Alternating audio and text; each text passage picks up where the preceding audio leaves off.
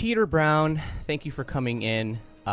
We are going to chat about Star Wars Battlefront 2 and the loot crate system, as well as the progression system, and how it all works, because you know what, dude? It's pretty freaking confusing. So as someone from the outside looking in who has not had a chance to play the beta, I have not participated in the early access. I'm blind. Yeah. Trying to read the sort of text that was sent around yesterday, I was lost, and even after some clarification, I'm still lost. Yeah. And it sounds like even though you went to a 2-day review event and you've been playing the early access stuff, there's still a little bit of confusion. Or maybe you've got it, I don't know, but tell me what you understand, because I need to know. Yeah, and that's kind of why I have you in here, because you are a fresh perspective, so I can kind of teach you. And I think I have this on lock. It's taken about 3 days to review footage and to understand all these systems in play.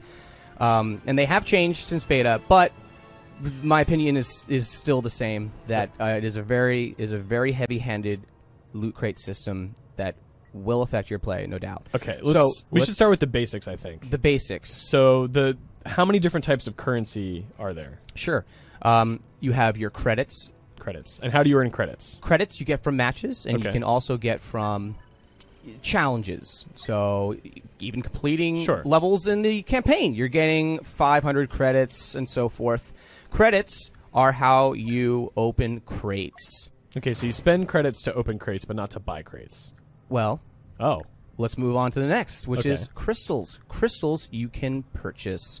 And we did this on a stream for the sake of just understanding what warrants $100. I would never buy a $100 crate. I would never do that. But we did, and it felt wrong. But we wanted to do it for the sake of just understanding, like, how will this impact your play? So obviously, you see here, if I have Origin Access, I can get that for $10 cheaper. Now, we did the math yesterday, and Eric Green in the chat, a GameSpot fan, God bless him, he recorded all of our live stream. So what we got out of this was 74 crates. Okay. And so how do the crystals come into this? The crystals come into it where you can use them for, buying these crates. So 200 crystals for a trooper crate, which is the most expensive. Right.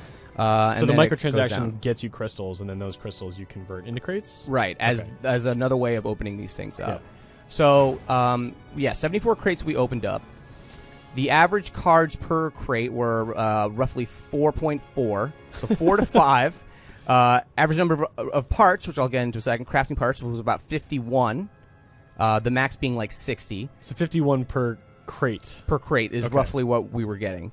And then as far as the cards go, which we could probably just talk about right now, there are 4 different types or tiers to cards. Okay, so cards I have a weird understanding of. Cards are both the characters that you have and the upgrades that you can apply to them?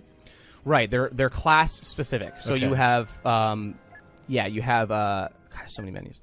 So you have 4 classes. These are the rest here down are used with battle points in game. So if I do well, I'm getting battle points, and the highest being like a Luke Skywalker per se, and he's locked, and I'll get into that later. And then I can use him and go ham. So yeah, the cards are specific. So I got this improved thermal detonator. That's an epic, and it's worth saying that the only from our opening of 74 crates, the only cards we were getting as far as the tiers, which is uncommon, common, rare, and epic, we were only getting up to rare. So yeah, I've heard that you don't get epic cards from crates, period. Correct. But if you pre-ordered the game, which is what I did as well, you were able to get some epic cards. So for instance, there's like a Kylo Ren crate I opened up. And if you look at my character, and again, I have only played roughly 3 hours. Okay. But I didn't play Kylo Ren, and this is where I'm at right now, as far as maxing out. So I'm very close to maxing this hero out. Right, and so is that the same character that everyone who pre-ordered the game gets? And Rey as well, I believe, and like her Falcon, and like his TIE Silencer, I got cards for. If you pre-ordered, that's how those are the work. characters you get. Okay. Right. So again, of the crates of the 74 we opened, rare was getting a rare card was about 17%, and then uncommon about 52. Total uncommons Out of 74 crates. Yeah, and then total uncommons was about 39 cards. Now, how crafting parts work? Again, like with the normal crates, you cannot get the epic, but so you'll have to craft your way to them.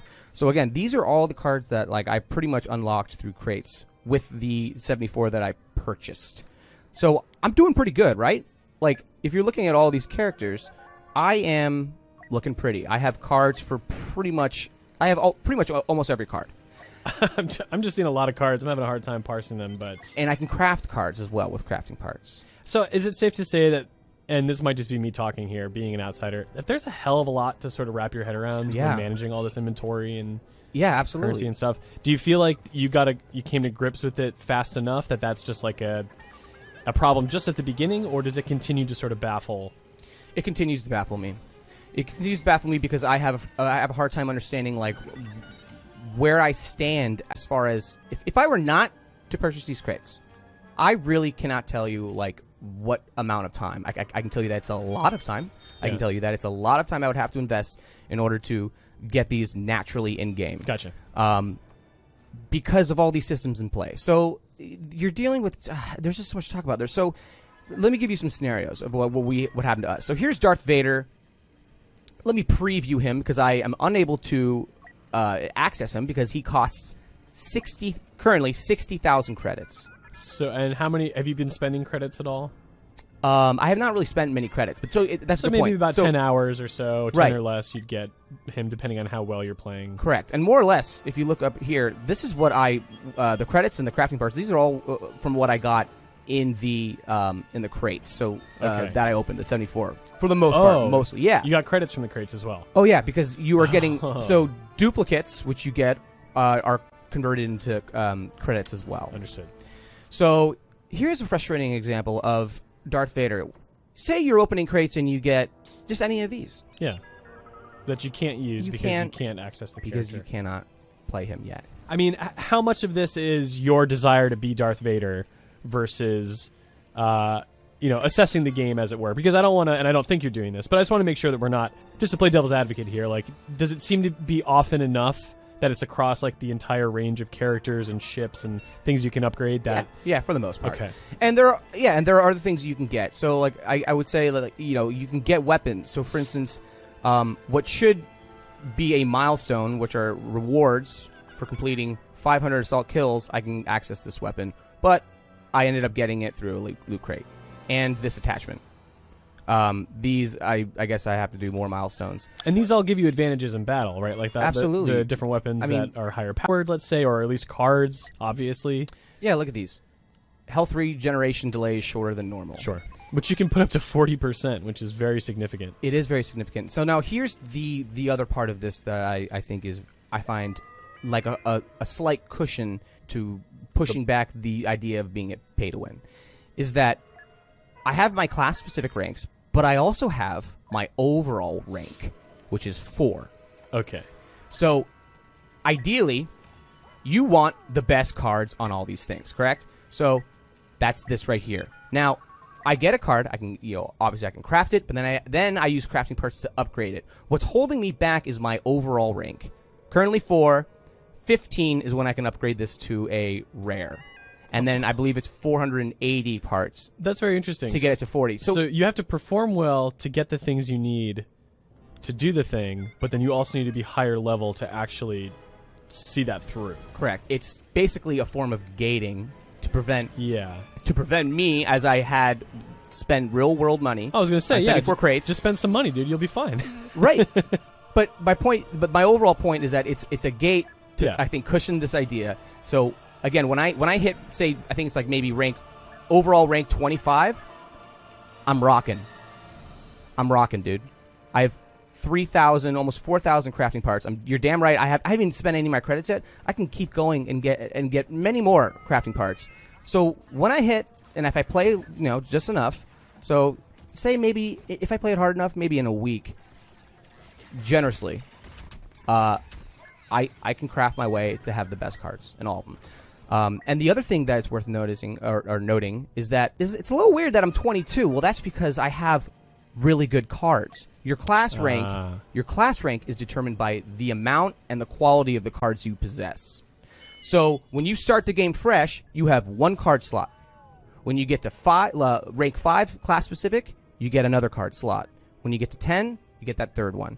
So on face value, by spending all that money and getting all these cards, I was immediately able to get that third card slot and immediately fill all of my classes. So when you rank up, right? You said like at 5 you get your second card slot. At 10 you get your third. Right. And one of the ways that you rank up is by the quality of the cards Correct. that you own. Correct. So if you quality and amount, I believe. Right. So if you, let's say, buy crates to get more cards and you get a lot of rare ones, that will then increase your rank and allow you to use them. Right. Versus playing to get to that point. Playing to open crates. Right. And get more. Or to use crafting parts and get more cards. Yeah, okay. I obviously need to play this game more to experience, the ebb and flow of earning and spending and, unlocking things. But, yeah, man, it's a bit frustrating because this is actually like a bit off-putting. I don't know if I want to play multiplayer, if these are the things I have to contend with. It seems to get in the way of the game. Yeah. You know what I mean? Yeah. But, we'll have to see how that diminishing returns thing, if that happens, how that feels, if the gameplay can still make this worth playing. I guess we're early. It's still confusing. But, yeah, this is just again, this is like I'm in early or the EA Origin Access trial, so I'm able to play 10 hours of the game before the game comes out. So yeah, I guess that's kind of it in a nutshell. All right, well, we've got obviously a lot more Star Wars Battlefront 2 to play. The campaign we've only really got a taste for, and multiplayer seems like, we really have to see how that pans out. Yeah. So we will have our review sometime next week. In the meantime, hop on to EA Origin Access if you want to get a taste of the game for yourself. Rob, thanks for explaining the stuff to me. Thank you for coming in and taking a look.